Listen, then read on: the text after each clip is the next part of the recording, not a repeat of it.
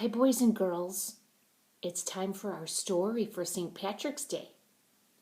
The name of our story today is called The Night Before St. Patrick's Day. This story is written by Natasha Wing and it's illustrated by Amy Wummer. You can see the girl and the boy peeking out of their window at their house. And you can also see a lot of tricky leprechauns in their front yard. Let's take a peek inside our book.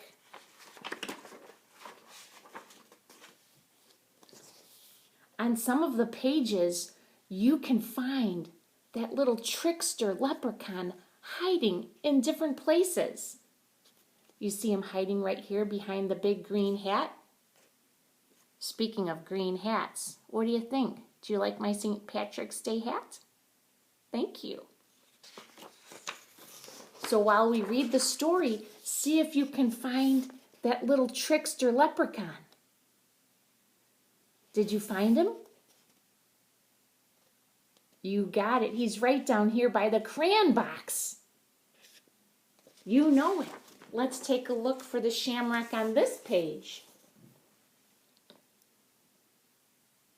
There's a lot to see. Can you find the little shamrocks?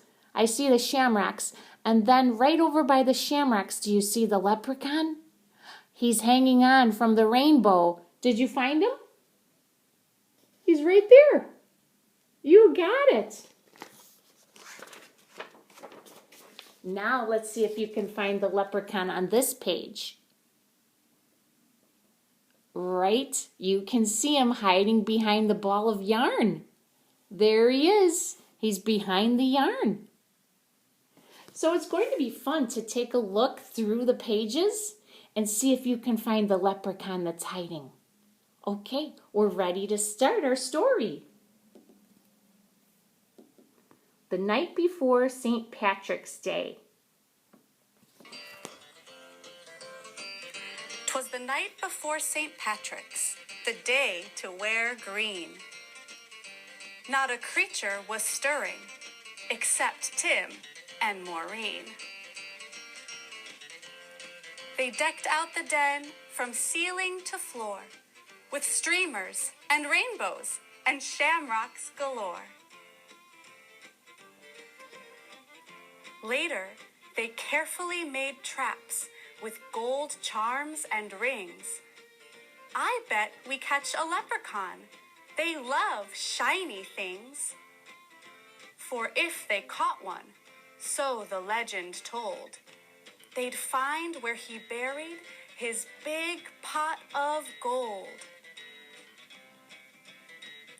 They set all the traps round the room with great care, in hopes a wee Irishman soon would be theirs. The children then nestled all snug in their beds, while visions of golden coins danced in their heads. Happy St. Patty's, said Dad early the next morning. Then he started to play bagpipes without warning. He huffed and he puffed an old Irish song. Mom dished out green eggs and sang loudly along. When, from their bedroom, there arose such a clatter, the kids ran down the hallway to see what was the matter. And what to their wondering eyes should appear but a terrible mess. A leprechaun was here. Be quiet, whispered Maureen. He's hiding somewhere. When we find him, remember, we must hold his stare. For if you look away, if you so much as blink, leprechauns vanish, quick as a wink. The kids trailed muddy footprints back and forth across the floor,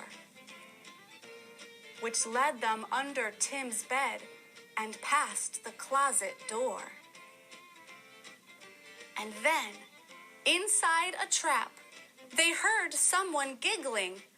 A real live leprechaun. They both saw him wriggling. His eyes, how they twinkled. His body, so tiny. His hand clasped a trinket so golden and shiny. He was dressed in all green from his head to his toes. And he looked like a cobbler wearing fairy-sized clothes. The children approached him, staring straight in his eyes. Tell us where the gold is. Don't be tricky, no lies. I buried it under a rock, smooth and hard. It's marked with an X, right in your backyard. But when the kids went outside with their shovel and pick, they instantly saw it had been a big trick. Ha ha! I fooled you. It's time to disappear. Happy St. Patty's Day to you, and better luck next year. That leprechaun was such a trickster. That leprechaun was very tricky. He tricked them at the end of the story, didn't he? He said that they would find their treasures beneath a rock with an X on it. But he put a lot of different rocks with X's on them, didn't he? He is very tricky, isn't he? But that's how leprechauns do it, right? And did you notice that they tried to make leprechaun traps? Take a look at all the different leprechaun traps. Here's one with the shiny necklace hanging out of it. Looks like it was made out of blocks. And here's another leprechaun trap with stairs going up. Look at that. Looks like it was a can of soup maybe that they decorated. This trap looks like it was a Kleenex box that they decorated. It looks like it says tissues right here at the bottom. Here's some more traps. It looks like this trap was made out of a cereal box. Has a little hole for the leprechaun to go in there, doesn't it? And what's this leprechaun trap made out of? What is this? You hang your clothes on it. Right, a hanger. You got it. Well, in our next video, we're going to make a leprechaun trap. That's right. I'll see you then. Happy St. Patrick's Day.